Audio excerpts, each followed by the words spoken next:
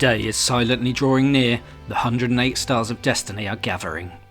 Tyr, the son of distinguished soldier Tio MacDowell, one of the 5 Imperial generals, lives a life without want. Surrounded by his attendant Gremio, his father's servants Cleo and Pan, and his best friend Ted, Tyr begins to realise his place in the Empire, and starts to see the world with his own eyes for the very first time, a world filled with resentment towards the Empire.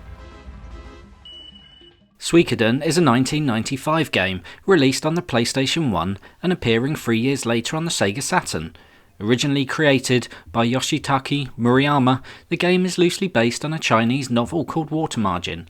Playing like a traditional RPG, the player moves characters across the landscape, fighting with monsters and advancing the plot by completing tasks and talking with other characters. As you progress in the game, you will acquire a castle. This will become your headquarters for the remainder of the game, your base of operations. Companions you meet along the way will join you, with some having the ability to improve your living conditions. For example, get Marie to join you and she will open an inn at your base, allowing you to rest and heal free of charge.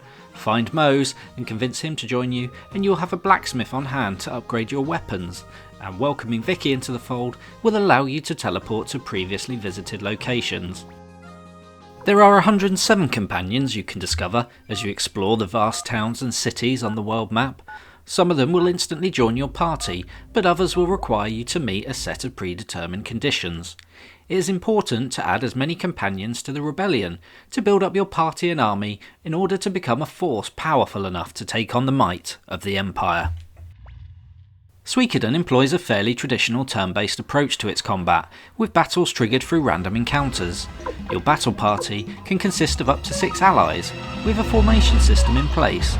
Putting physical attack members at the back row will render them useless for that battle, whilst leaving your magicians on the front row is like sending lambs to the slaughter.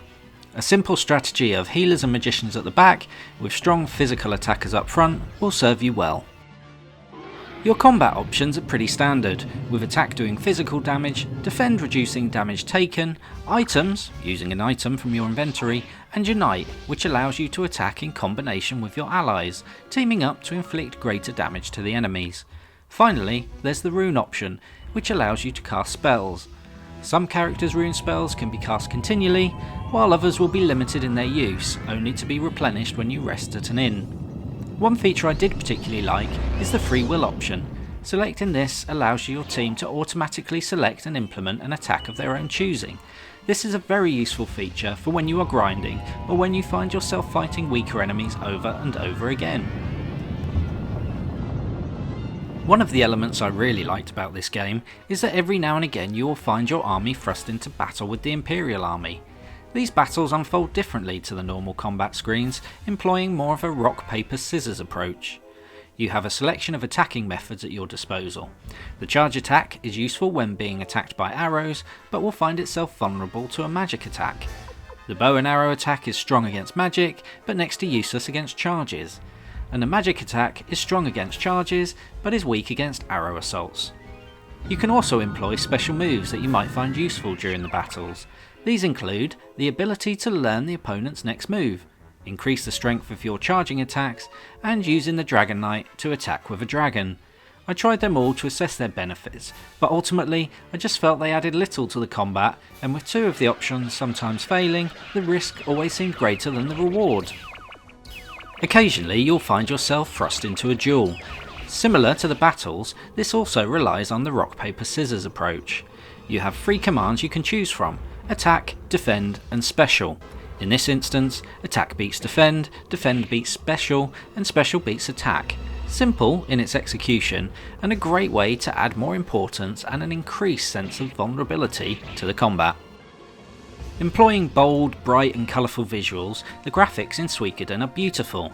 I even like the highly pixelated look that is employed during the fast-paced combat. The magic effects used in the game are stunning, and I never tired of unleashing Tyr's rune spells. The game also boasts a large variety of enemies and bosses that you will need to overcome in your adventure. They are beautifully crafted and help to populate the world you'll find yourself immersed in.